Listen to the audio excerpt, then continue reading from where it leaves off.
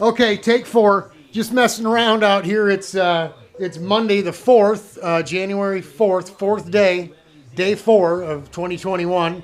2 more days until probably all hell breaks loose, but let's hope not. Out here packing up some boxes. Posted a whole bunch of stuff for sale on Facebook on a couple different classifieds there in the marketplace, and boom, man, I mean, it's all selling off. So more money to spend on the go-karts, right? We started working on just getting an idea of the 4 corners and the ride height of the new kart, the Daytona kart, last night, and just ran out of time. Wanted to get inside to get evening church, so didn't take a video, but there you go. A lot's got to get done yet before I can even start bringing you videos of this being even close to being final. With the front brakes that we're going to run in this kart are Paul Martin. It's a Brembo copy. He had told me that right to my face. It was we kind of copied the old Brembo.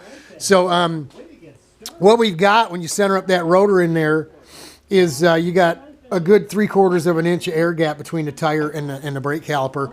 On my kart, which these wheels came off of, we've got that big, massive Kelgate caliper on the front, right? So we need all this distance between the tire and the rotor just to clear the brakes.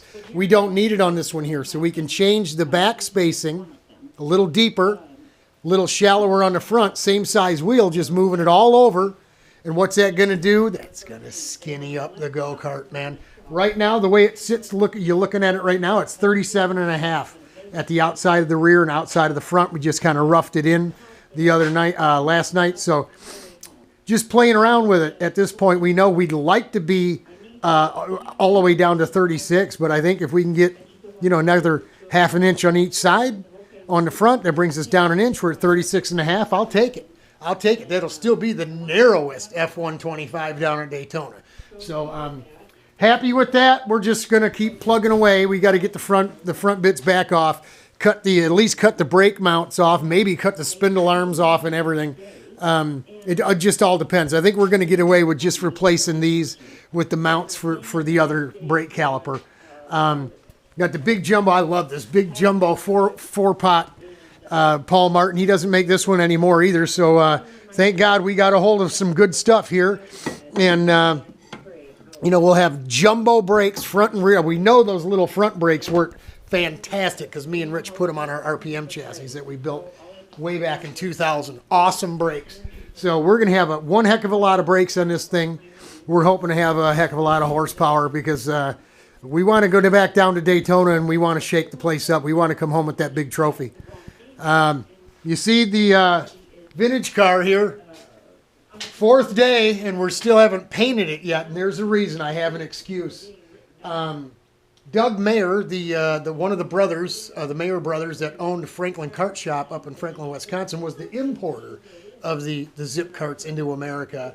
He's the one that sent the Emick kart over to England to be copied, I guess, so to speak, and he contacted me about buying this kart.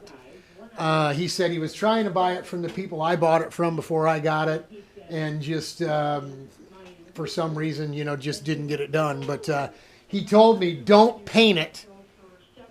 He's checking into. I gave him a price on a rolling chassis with the original 30 millimeter axle that I have, and the air cooled, old school spring Proline axle clutch. Brakes and all that stuff, everything that would be a roller, and he can get it colored up whatever color he wants. I'll give him the old tins, the old seat cover, everything he's going to need to use for patterns and stuff to restore it. He wants a restored kart to put. He's got a 250 zip and a 125 zip kart, road racing karts that he has. I guess maybe he's got a little showroom or he's got a garage or something. It's a little personal collection of his because he was the importer. So we're waiting. He's going to have to crap or get off the pot quickly because if we're going to keep the darn thing, then we need to get going. We need to get moving on it. So that's where we stand. That's why there's no color on that thing yet. Selling off some parts and pieces, get us some working capital to burn and work on this stuff as we go. That's it, folks. Hang in there. 5th and 6th tomorrow and Wednesday for sure. We may see some shakeup going on here in the old United States in Washington, D.C. Who knows? I just hope that justice and